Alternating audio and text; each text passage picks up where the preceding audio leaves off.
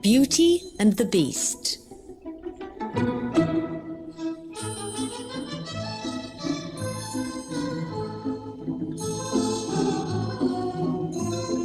Once upon a time, in a town far away, there lived a rich merchant who had 3 pretty daughters. The youngest daughter was the prettiest of the 3, and she was called Beauty. She was as good and kind as she was lovely. Her elder sisters, although they too were pretty, were neither kind nor good. They were selfish and proud. One day, their father came home looking very grave. When his daughters asked him what was the matter, he replied, "Alas, I am no longer rich. I have lost my fortune. We must all leave this beautiful house and go to live in a cottage in the country." The elder sisters were very angry when they learned this news. "What shall we do with ourselves all day in the country?" they asked. Beauty said, "How nice it will be to live in the country, among the woods and fields and flowers." So their father found a little cottage with a large garden in the country, and they all went to live there. The father worked hard in the garden, and by selling his fruit and vegetables made enough money to live comfortably. Beauty was very busy too. She was a good little cook, a good little housemaid, and a good little washerwoman. She did all the work of the house very happily. While Beauty sang as she did the housework, her sisters sat looking miserable. They did nothing but grumble because they were no longer rich.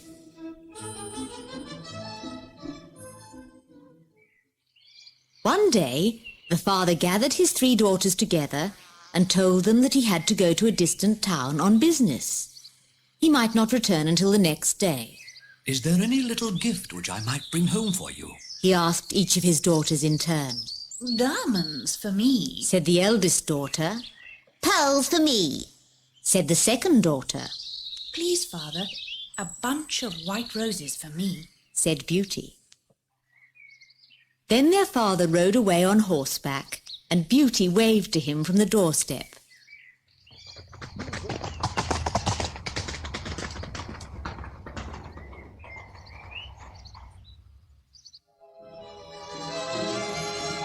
When he had finished his business, he set off for home. Before long it grew dark and he lost his way. He found himself in a dense wood and could find no way out of it. Then, at last, he saw a light in the distance. Thinking it was perhaps the light from a cottage, he rode thankfully towards it. However, as he drew nearer to the light, he found that the trees formed a wide avenue. He rode up the avenue, and to his surprise, arrived at the entrance to a palace. The door of the palace stood open, but there was no one in sight, so the merchant walked in. He went into a room on the right of the hall, where a fire blazed in the hearth. There he found a table set with supper for 1. The merchant was hungry, and decided that he would first take his horse to the stable. Then he would return, and if there was still no one in the room, he would have a good meal. When he returned from the stable, the room was still empty, so he sat down and enjoyed the supper.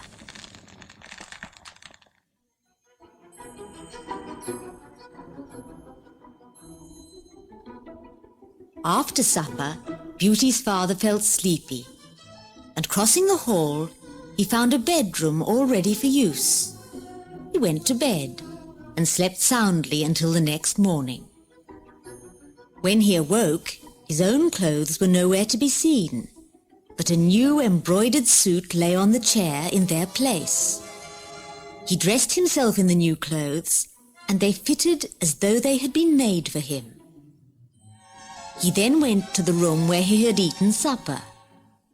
There was still no one in sight, but a fine breakfast was laid on the table. After enjoying his breakfast, he set off for the stables to see to his horse.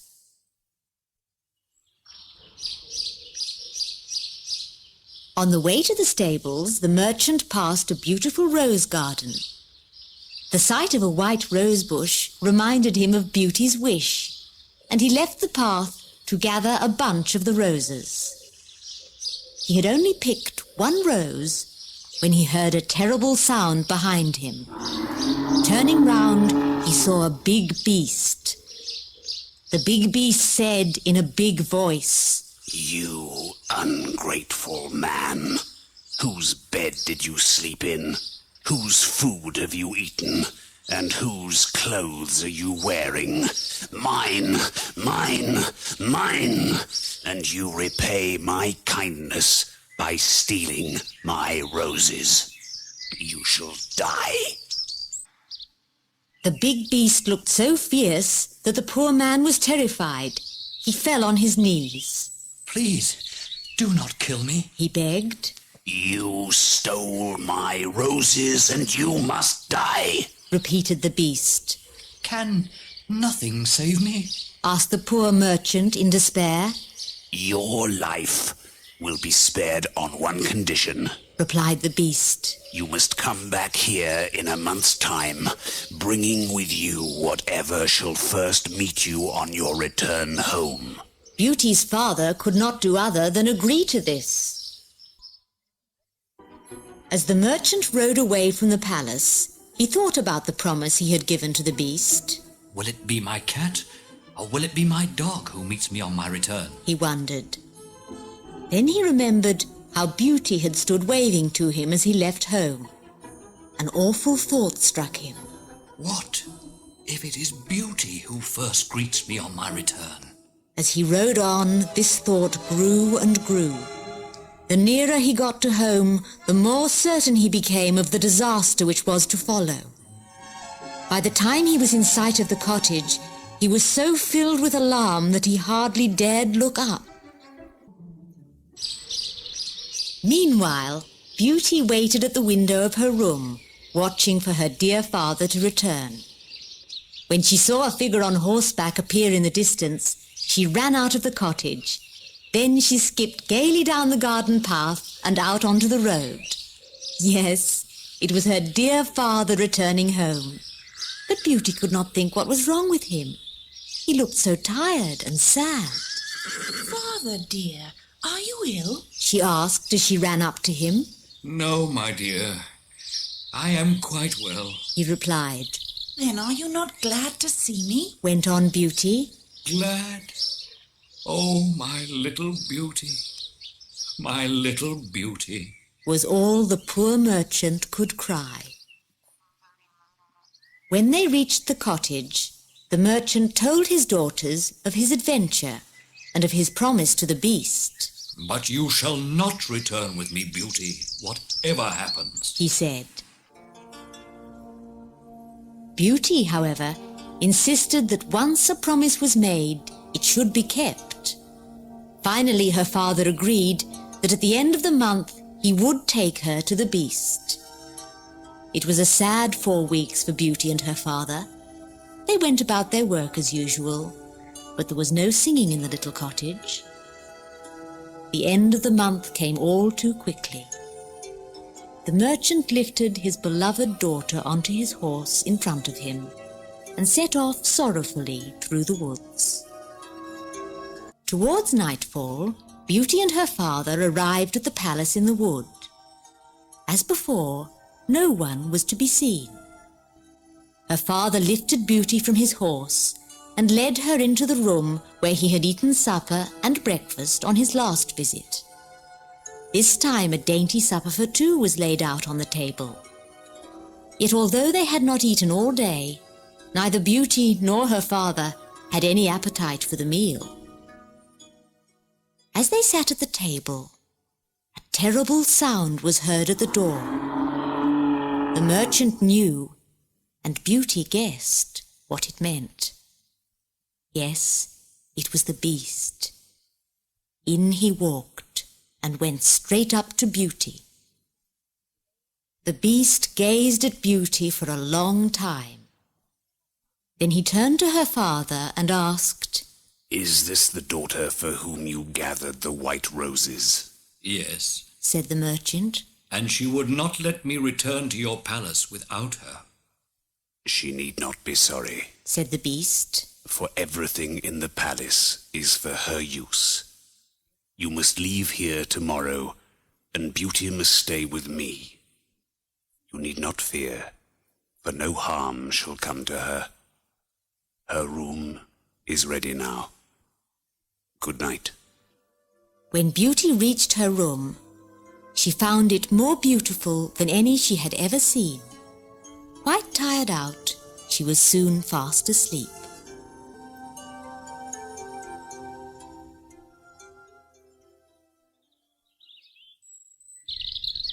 In the morning, Beauty and her father had breakfast together. Then they said goodbye, both crying bitterly.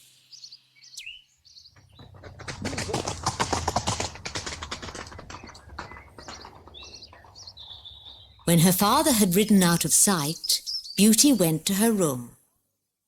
To pass the time, she looked at the beautiful pictures and ornaments there. On one wall hung a curious mirror, and beneath it, in letters of gold, was written, "Little Beauty, dry your eyes. Needless are those tears and sighs. Gazing in this looking-glass, what you wish shall come to pass." These lines comforted Beauty, for she thought that if she were very unhappy, she could wish herself at home again. The days which followed seemed long to Beauty, yet the beast had left many things for her amusement. Sometimes she read, and sometimes she painted. Some days she played outside in the gardens, and on other days she gathered the beautiful flowers. Each evening at supper time, the same sound was heard at the door, and a big voice asked, May I come in? and each evening Beauty, trembling, answered. "Yes, Beast." Then Beauty and the beast talked together. Although the beast's big body and voice terrified Beauty, all his words were so kind that she soon grew less and less afraid of him. Am I very ugly, Beauty? The beast asked one evening. "Yes, Beast." And very stupid? "No, not stupid, Beast." Could you love me, Beauty? "Yes, I do love you, Beast, for you are so kind." Then will you marry me, Beauty? "Oh, no. No, Beast." The beast seemed so unhappy that Beauty felt very miserable. He had become her best friend, and she could not bear to make him sad. "But I could not marry a beast." She said to herself. The next morning, Beauty looked into her mirror. "I wish I could know how my dear father is," she said. Then, as she gazed into the looking-glass, she saw a sad picture. Her father lay ill in bed, and no one was looking after him. Beauty cried all day to think of his pain and his loneliness.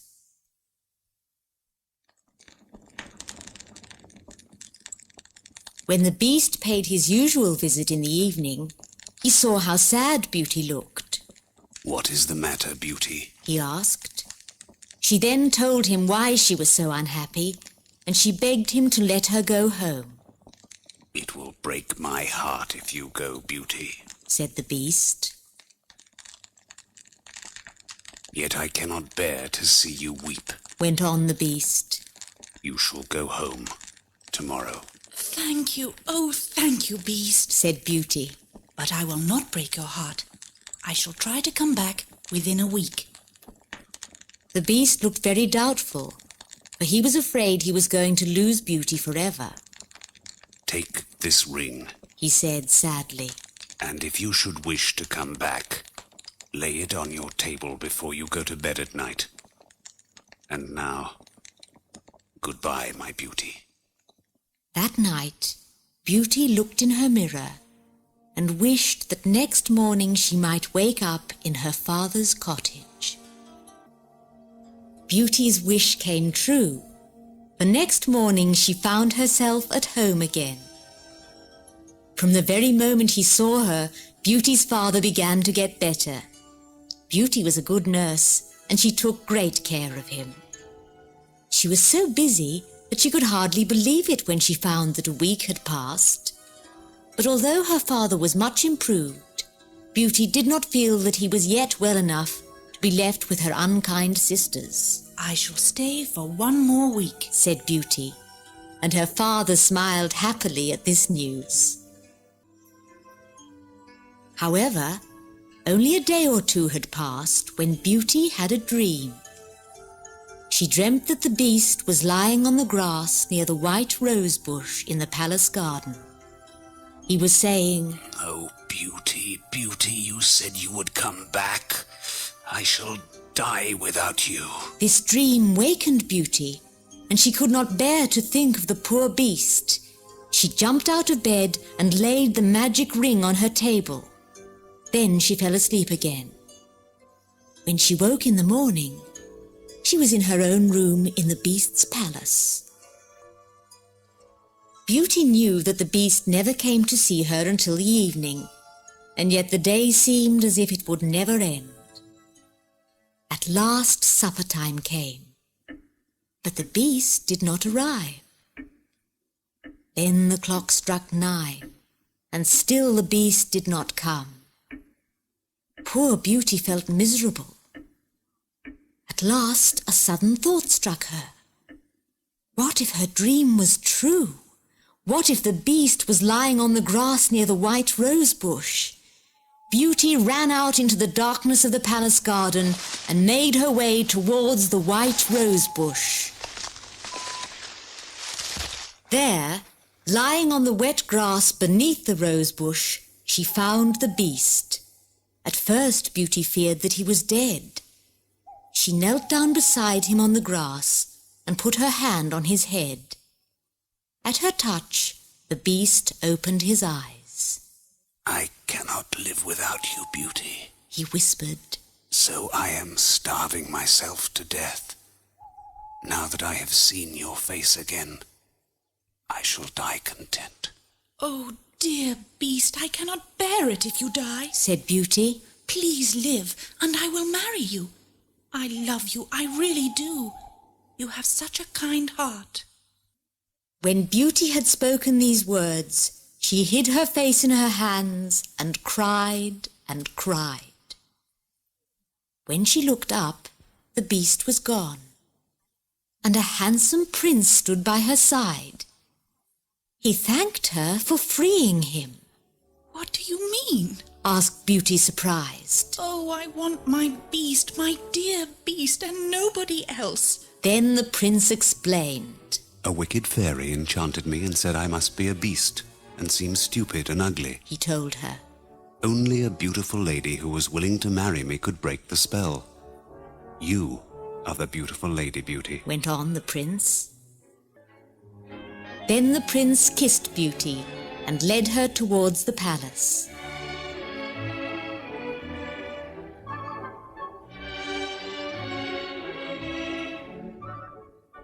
Soon a good fairy appeared, bringing with her Beauty's father. Beauty married the prince, and with her dear father near her, lived happily ever after.